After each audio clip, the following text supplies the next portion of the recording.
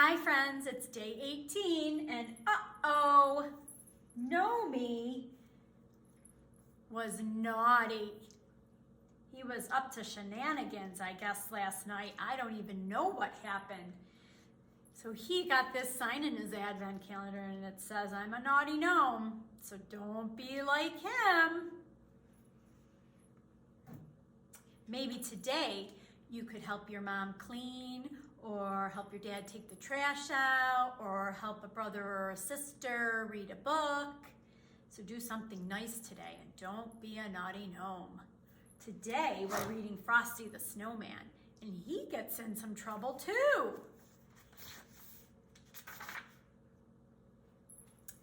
The first snow of the year came on the day before Christmas. It was magical. Oh, excuse me.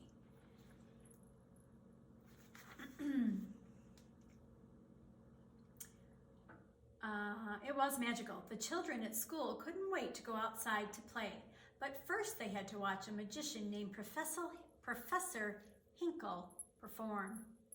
Messy, messy, messy, the professor grumbled as his magic tricks failed again and again. He threw his magic hat in the garbage, but his rabbit, Hocus Pocus, took it out and hopped off with it. Goodness, look at, he dropped eggs and all sorts of stuff. Ring! The bell rang and the school day was over. The children raced outside. A little girl named Karen helped her friends make a snowman. The children gave the snowman a corncob pipe, a button nose, and 2 eyes made out of coal. Now all the snowman needed was a name. How about Frosty, Karen suggested. It was the perfect name. The children laughed and danced and sang around their new friend, Frosty the Snowman. Meanwhile, Professor Hinkle was chasing Hocus Pocus, who still had his magic hat. The professor reached for the hat, but suddenly a gust of wind blew the hat on top of Frosty's head. Happy birthday, Frosty said, opening his eyes and smiling. The children were delighted. Their snowman had come to life. It must be the hat, Karen said. It must be magic. Professor Hinkle was amazed. Now he really wanted his hat back. But it made Frosty come to life, Karen said. As the professor snatched the hat off Frosty's head, he told the children they were imagining things. Luckily, Hocus Pocus was able to switch the hat with a wreath. The little rabbit quickly hopped to the children. The hat is back, exclaimed Karen. Let's see if Frosty will come to life again. She placed the hat on Frosty's head. Happy birthday, Frosty said again.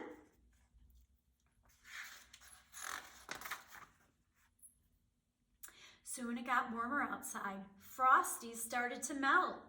Karen knew they had to get Frosty somewhere cold. The children all agreed that Frosty should take the next train to the North Pole. Frosty was very happy. Let's have a parade, he said. At the ticket office, they realized they didn't have enough money for the train ride. Hocus Pocus got an idea. There was a refrigerator boxcar carrying ice cream and cakes to the North Pole. Frosty could ride in there. He got on board. Karen and Hocus Pocus decided to travel with him. Professor Hinkle saw the 3 friends and hid underneath the train. He wanted that hat back. The boxcar was perfect for Frosty, but it was much too cold for Karen. Frosty knew he had to get Karen warm as quickly as possible, so they got off at the next stop. Professor Hinkle didn't see them leave the train. We've got to get Karen warmed up or she'll freeze, Frosty said to Hocus Pocus. They came upon a small clearing where the forest animals were getting ready for Santa. Hocus told the animals about Karen, and the animals made a fire for her. Suddenly, Professor Hinkle appeared. Give me back my hat, he exclaimed. Get on my shoulder, Frosty said to Karen. Frosty was the fastest belly whopper in the world. Karen hopped on and they quickly slid down the hill past Professor Hinkle. At the bottom of the hill, Frosty took Karen into a greenhouse full of Christmas flowers to keep warm. But the mean professor had other plans. He slammed the door shut, trapping Frosty and Karen inside. The minute you're melted, the hat will be mine, Professor Hinkle yelled. At that very moment, Santa was in the woods talking to Hocus Pocus. The little rabbit told Santa that Karen needed to go home and Frosty needed to go to the North Pole. Oh, excuse me, he quickly led Santa down to the greenhouse. But it was too late. When they opened the door, they saw a terrible sight. Karen was crying next to a large puddle. Frosty had melted.